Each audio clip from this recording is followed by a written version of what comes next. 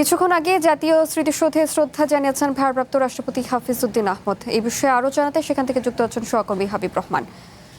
হাবিব, ৭১-এর বিষয়ীদের স্মৃতির প্রতি শ্রদ্ধা নিবেদন ঘিরে স্মৃতিসৌধ এলাকায় নিরাপত্তার সার্বিক পরিস্থিতি আসলে কেমন দেখছেন সে সম্পর্কে একটু জানাবেন।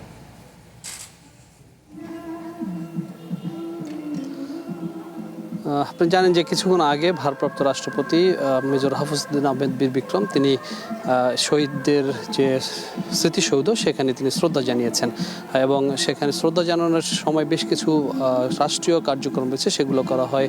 আপনি জানেন যে সেখানে বিহগল বাজিয়ে করুণ সুরে শহীদদের শ্রদ্ধা জানানো হয়েছে এবং ফুলেল শ্রদ্ধা জানানো হয়েছে। তারপরে তিন বাহিনীর প্রধান থেকে রাষ্ট্রপতিকে যে প্রোটোকল সেটি কিন্তু দেওয়া হয়েছে এবং এর মধ্য দিয়ে এখানকার আনুষ্ঠানিকতা শেষ হয়েছে। তবে এখানকার মূল বিষয় যেটি যে এখানে শ্রদ্ধা জানানোর যে কারণগুলো সেটি কিন্তু একটি বড় বিষয়। আপনি জানেন যে বাংলাদেশের যে ইতিহাস, বাংলাদেশের সৃষ্টি, তার পুরোটাই কিন্তু এই মুক্তিযুদ্ধ এবং মুক্তিযোদ্ধাদেরকে কেন্দ্র করেই বাংলাদেশের সৃষ্টি হয়েছে এবং সেই ধারাবাহিকতায় কিন্তু বাংলাদেশের যে সরকারি দলে আসুক কিংবা যেই রাষ্ট্রপতি হোক কিংবা প্রধানমন্ত্রী হোক কিংবা মন্ত্রী হোক, তারা কিন্তু সবাই শহীদদের শ্রদ্ধা জানিয়ে তাদের যে রাষ্ট্রীয় দায়িত্ব সেটি কিন্তু গ্রহণ করেন। সেই ধারাবাহিকতায় কিন্তু ভারপ্রাপ্ত রাষ্ট্রপতি হাফিজ উদ্দিন আহমেদ তিনি কিন্তু ঠিক একই কাজটি করেছেন এবং শহীদদের শ্রদ্ধা জানিয়ে আজকে থেকে যে তার কার্যক্রম সেটি কিন্তু তিনি দায়িত্বভারটি সেটি গ্রহণ করলেন ভারপ্রাপ্ত রাষ্ট্রপতি হিসাবে।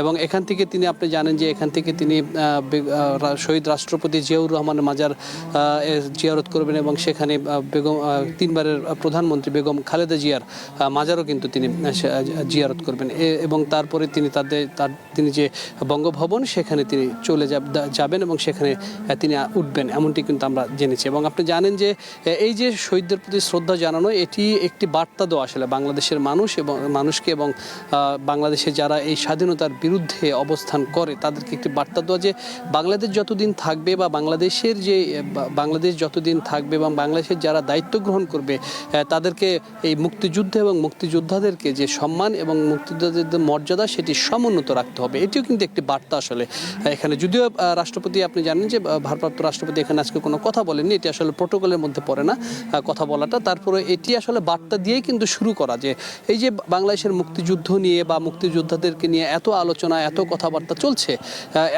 অনেকে এই মুক্তিযুদ্ধকে অনেক সময় অস্বীকারও করতে চাইছে, সেই বার্তাটি আসলে দেওয়া যে এই শ্রদ্ধার মধ্য দিয়ে যে বাংলাদেশে মুক্তিযোদ্ধাদেরকে এবং শ্রদ্ধা করতে হবে, যারা এই দেশের জন্য প্রাণ দিয়েছে তাদেরকে শ্রদ্ধা না জানিয়ে বা তাদের মর্যাদা সমুন্নত না রেখে আসলে বাংলাদেশে কোনো কিছুই করার সুযোগ নেই দায়িত্বভারের ক্ষেত্রে। আসলে সেক্ষেত্রে এটিও আমরা সেরকমই আসলে একটি বার্তা আমরা মনে করি এবং এখানে আসলে বড় ধরনের কোনো যে আয়োজন ছিল সেটি নিয়ে আমরা নিরাপত্তার ক্ষেত্রে তিন বাহিনীর যারা নিরাপত্তার ব্যবস্থা রয়েছে তারা ছিলেন, পাশাপাশি পুলিশ, আইন শৃঙ্খলা রক্ষাকারী বাহিনীর সদস্য, অন্যান্য সদস্য যারা ছিলেন তারাও রয়েছেন। তবে সকালে আমরা কিছু দেখেছি যে দলীয় নেতাকর্মী এখানে এসেছিলেন, তবে সেটি বড় কোনো গ্যাদারিং বা বড় কোনো জড়সড় হওয়ার মতো অবস্থা আসলে আমরা এখানে দেখিনি। আপনি জানেন যে মেজর হাফিজ উদ্দিন আহমেদ বীর বিক্রম তিনি স্পিকার হিসেবে দায়িত্ব পালন করেছেন এবং সেই স্পিকার হিসেবে দায়িত্ব পালন করার ক্ষেত্রে যদি কখনো রাষ্ট্রপতি পদত্যাগ করে